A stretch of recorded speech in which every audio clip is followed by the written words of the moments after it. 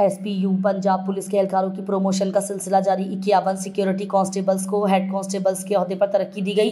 SPU headquarter मनावाल Lahore में तरक्की पाने वाले एहलकारों को रैंक लगाने की तकरीब का इनेकाद।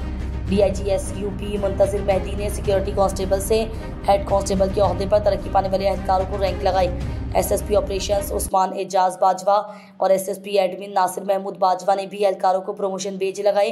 डीआईजी मुंतजिर मेहदी की तरक्की पाने वाले हेड कांस्टेबल्स को मुबारकबाद, मजीद दिलजुमी से फराइज सर अंजाम देने की हिदायत की। डीआईजी एसयूपी मुंतजिर मेहदी का कहना था कि मेरिट और सीनियरिटी के मुताबिक महकमाना तरक्की हर एहलकार का हक है।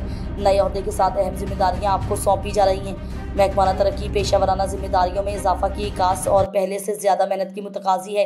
तरक्की पाने वाले एहलकार अपने महकमाना फ़राइज़ की अंजामदही के लिए सदक दिल से सरगर्म रहें और पहले से बढ़कर जान फिशानी से फ़राइज़ की अदायगी का अहद करें।